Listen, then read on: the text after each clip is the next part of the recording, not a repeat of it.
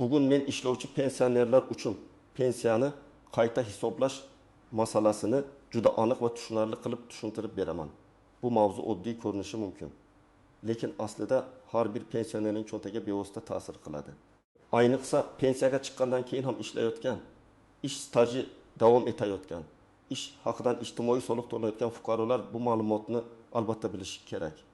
Chunki birgina ariza bermaslik, hujjat vaqtida topshirmaslik yoki qaysi davr hisobga olinadi, qaysi davr olmaydi degan savolni bilmaslik natijasida odam o'ziga tegishli bo'lgan qo'shimcha pensiya pulini ola olmay qolishi mumkin. Shuning uchun videoni oxirigacha ko'ring. Men bugun sizga avval qanday tartib bo'lganini, hozir nimalar o'zgarganini, kimlar qayta hisoblashga haqli ekanini, kimlar shoshilmasligi kerakligini, qanday hujjatlar kerakligini va amalda qanday yo'l tutish kerakligini bosqichma-bosqich tushuntiraman. Agar sizga pensiya, nafaqa, mehnat staji va qonuniy huquqlar bo'yicha foydali ma'lumotlar kerak bo'lsa, hoziroq kanalga obuna bo'ling va videoga like bosib qo'ying. Bu ma'lumot sizga ham, ota-onangizga ham, qarindoshlaringizga ham kerak bo'lishi mumkin. Eng avvalo asosiy savolga javob beraman. Ishlovchi pensioner pensiyasini qayta hisoblatishi mumkinmi? Ha, mumkin. Lekin bu har oyda avtomatik ravishda pensiya o'shaveradi degani emas. Pensiya qayta hisoblanishi uchun ma'lum shartlar bo'ladi. Pensiyaga chiqqandan keyin ishlagan davr, to'langan badallar yoki ijtimoiy soliq, rasmiy ish joyi, mehnat stajining tasdiqlanishi va qonunda belgilangan muddatlar inobatga olinadi. Oldin ko'p pensionerlar shunday o'ylardi. Men pensiyaga chiqdim, keyin yana 2 yil ishladim. Demak, pensiyam o'z-o'zidan oshishi kerak. Amalda esa bunday emas. Pensiya tizimi hujjat va ma'lumot asosida ishlaydi. Agar fuqaro rasmiy ravishda ishlagan bo'lsa, ish beruvchi tegishli ma'lumotlarni topshirgan bo'lsa, ish haqidan belgilangan tartibda to'lovlar amalga oshirilgan bo'lsa, ana shunda pensiyani qayta hisoblash masalasi ko'rib chiqiladi. Avvalgi tartibda ko'p narsa qog'oz hujjatlarga, mehnat daftarchasidagi yozuvlarga va pensiya jamg'armasiga shaxsan murojaat qilishga bog'liq edi. Odamlar arxima-arxi yurardi, eski korxonalar yopilgan bo'lsa, hujjat topish qiyin bo'lardi. Hozir esa elektron tizimlar kengaygani uchun ko'plab ma'lumotlar avtomatik ko'rinadi. Lekin bu hech narsa qilmasangiz ham hammasi hal bo'ladi degani emas.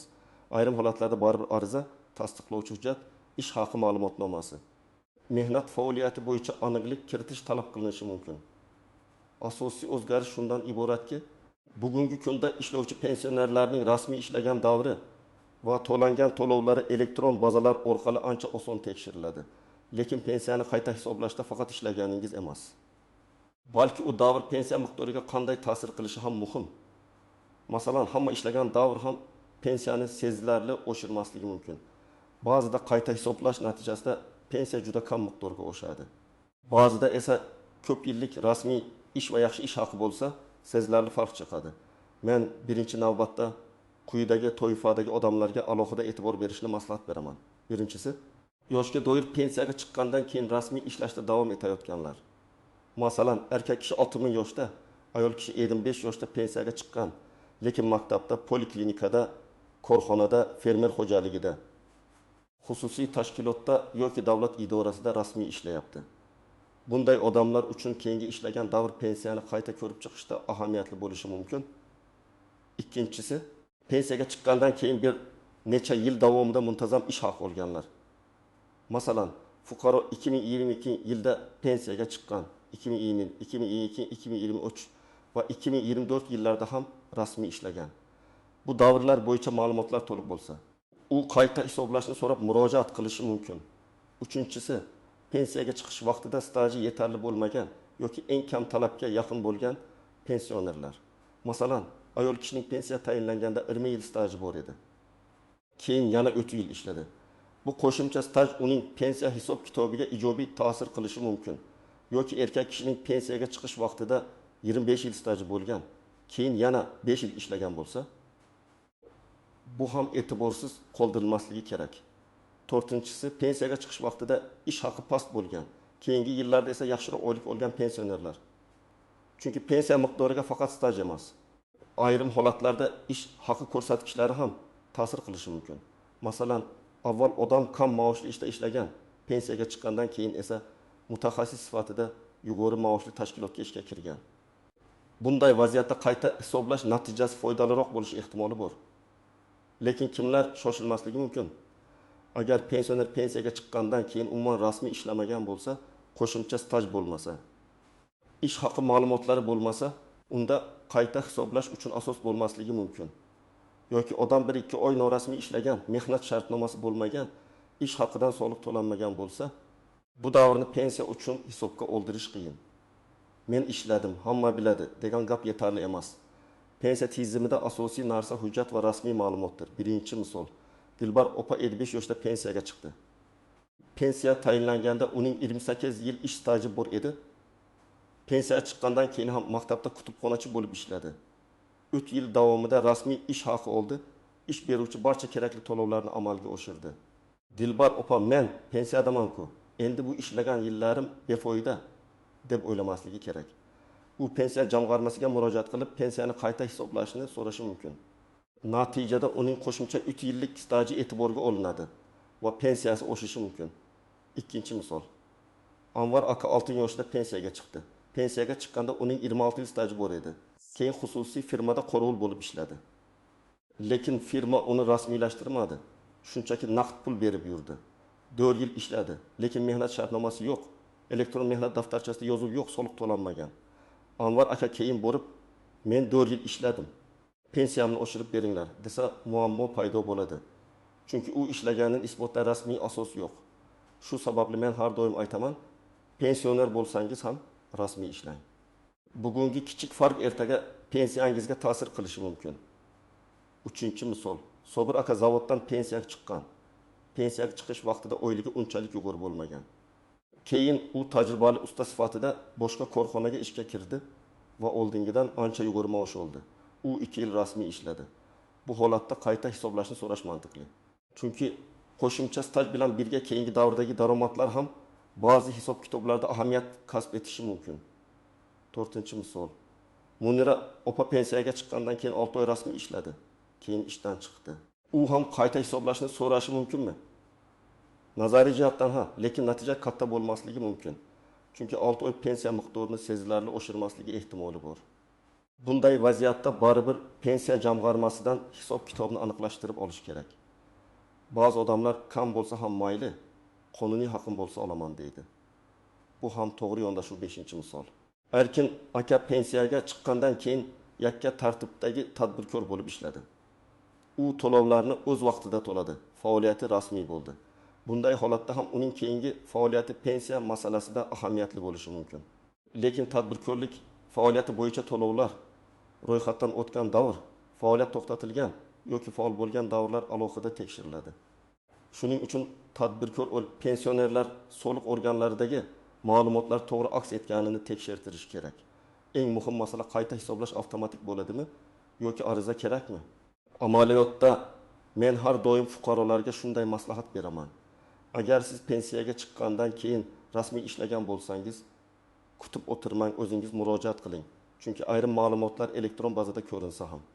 Qayta hisoblash jarayonini boshlash uchun ariza talab qilinishi mumkin. Ariza berish sizning huquqingizni rasmiylashtiradi va masalani aniq ko'rib chiqishga majbur qiladi. Ikkinchi muhim jihat, pensiya qachondan oshiriladi. Odatda bu masala murojaat sanasi, hujjatlar to'liqligi va qonunda belgilangan tartibga bog'liq bo'ladi. Shuning uchun men 2 yil oldin ishlaganman, endi keldim. Hammasini orqaga to'lab berishsin deb o'ylash har doim ham to'g'ri emas. Kechikish ayrim holatlarda pul yo'qotishga olib kelishi mumkin. Shu sababli pensiyaga chiqqandan keyin ishlagan davringiz ma'lum muddatga yetgan bo'lsa, darhol pensiya jamg'armasiga murojaat qilib, qanday imkoniyat borligini aniqlang. 3-jihat, norasmiy ish hech qanday foyda bermasligi mumkin. Ko'pchilik pensionerlar men baribir pensiya olyapman, rasmiy ishlamasam ham bo'ladi deb o'ylaydi. Ish beruvchi ham ba'zan siz pensionersiz, sizni rasmiylashtirmasa ham bo'ladi deydi. Bu juda xavfli yondashuv. Rasmiy ish bo'lmasa, na mehnat huquqlaringiz to'liq himoyalanadi, na ish staji to'planadi, na keyinchalik pensiya qayta hisoblashda dalil bo'ladi. Agar siz haqiqatdan ham ishlayotgan bo'lsangiz, mehnat shartnomasi bo'lishini, elektron mehnat daftarchasida qayd borligini, ish haqingiz rasmiy o'tayotganini tekshiring.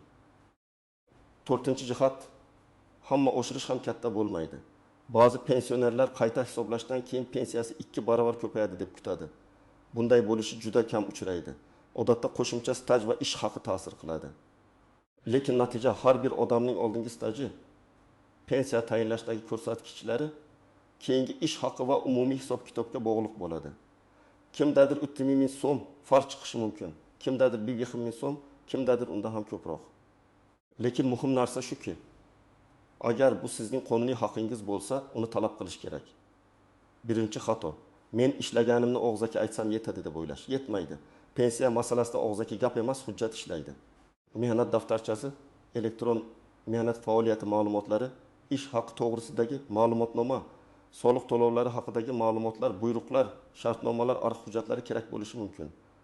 Ikkinchi xato: ish beruvchi hammasini to'g'ri qilgan deb ishonish.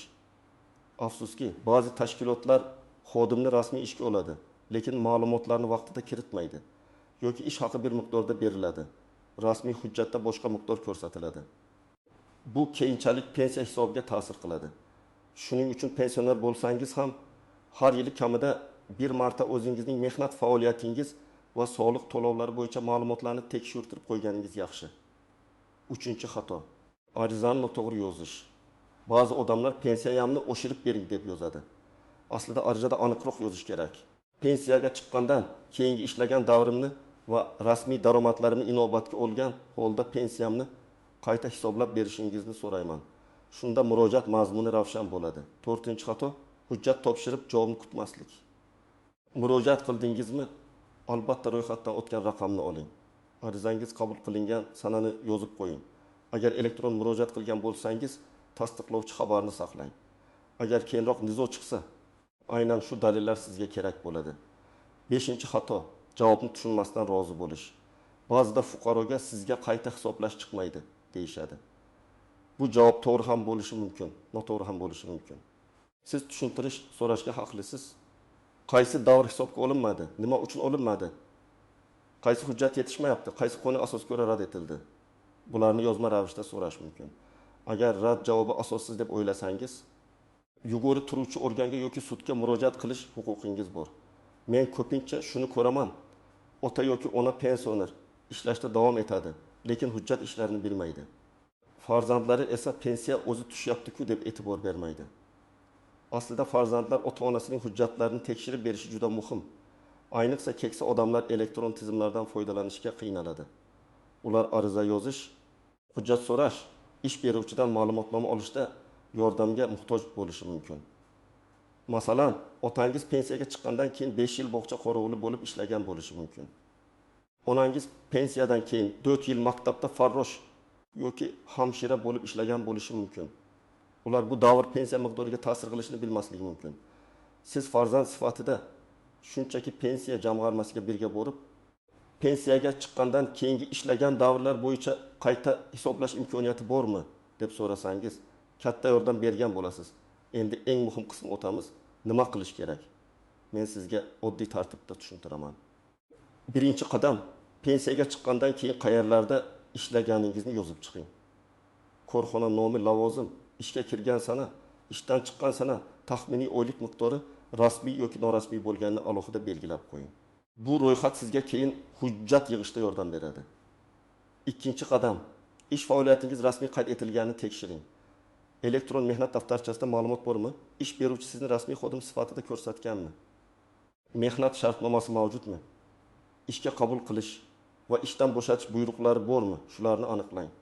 3-qadam: ish beruvchidan ma'lumotnoma so'rang.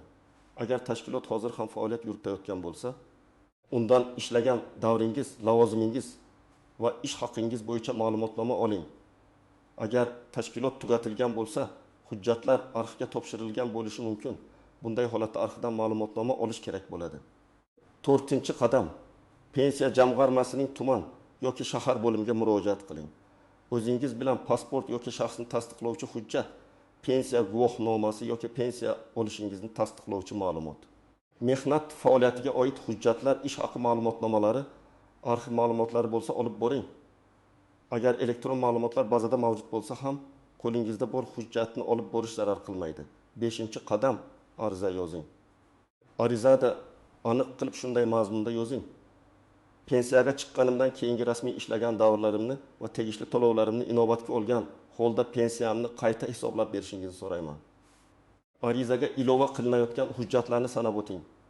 Ariza qabul qilinganini tasdiqlovchi raqam yoki belgi oling. 6-qadam natijani yozma shaklda oling. Agar pensiyangiz qayta hisoblangan bo'lsa, qaysi sanadan, qancha miqdorga va qanday asosda hisoblangani haqida ma'lumot so'rang. Agar rad etilgan bo'lsa, rad javobini ham yozma shaklda olishga harakat qiling. Og'zaki javob bilan cheklanib qolmang. 7-qadam. Agar xatolik bor deb hisoblasangiz, qayta murojaat qiling. Ba'zida bitta hujjat yetishmaydi. Ba'zida ish beruvchi to'g'ri ma'lumot kiritgan bo'ladi. Ba'zida orqadan qo'shimcha ma'lumot kerak bo'ladi. Xatoni tuzatish mumkin. Muhimi, masalani tashlab qo'ymaslik. Yana bir nozik jihatni aytaman. Pensiya qayta hisoblash masalasida har bir holat individual. Bir odamning qo'shnisi pensiyasini oshirgan bo'lsa, demak sizniki ham xuddi shunday oshadi degani emas. Yoki aksincha qo'shningizga rad javobi berilgan bo'lsa, sizga ham rad etiladi degani emas. Har bir fuqaroning staji, ish haqi, pensiya tayinlangan vaqtdagi hisob kitobi, keyingi ishlagan davri. To'langan to'lovlari alohida ko'rib chiqiladi. Men tomoshabinlarga yana shuni maslahat beraman. Ish beruvchi bilan munosabatda pensionerman, menga rasmiylashtirish shart emas demang. Aksincha, mening mehnatim rasmiy bo'lsin, ish stajim ko'rinsin, ish haqim qonuniy o'tsin deb talab qiling. Bu nafaqat pensiya uchun, balki mehnat ta'tili, kasallik varaqasi, ishdagi nizolar, kompensatsiya va boshqa huquqlar uchun ham muhim. Bugungi mavzudan asosiy xulosa shuki, ishlovchi pensioner pensiyasini qayta hisoblatish huquqiga ega bo'lishi mumkin. Lekin buning uchun rasmiy ish, tasdiqlangan staj, to'langan to'lovlar va to'g'ri rasmiylashtirilgan hujjatlar muhim. Pensiyaga chiqqandan keyingi mehnatingizni befoyda deb o'ylamang. Agar siz rasmiy ishlagan bo'lsangiz, albatta o'zingizning huquqingizni tekshirtiring. Men sizga tavsiya qilaman. Bugunoq o'zingiz yoki ota-onangiz pensiyaga chiqqandan keyin qayerda ishlaganini yozib chiqing. Hujjatlarni yig'ing, ish beruvchidan ma'lumot oling va pensiya jamg'armasiga murojaat qiling. Eng katta xato bu kutib yurish va o'zi hal bo'lib qolar deb o'ylashdir. Agar siz ishlovchi pensioner bo'lsangiz yoki oilangizda shunday inson bo'lsa, izohlarda yozing. Pensiya chiqqandan keyin necha yil ishlagansiz va qayta hisoblash uchun murojaat qilganmisiz? Tajribangiz boshqalarga ham foydali bo'ladi. Videoga like bosishni unutmang. Kanalga obuna bo'ling va bu videoni pensioner tanishlaringizga yuboring. Chunki bu ma'lumot kimningdir pensiyasini oshirishga, kimningdir esa qonuniy haqini qaytarib olishga yordam berishi mumkin.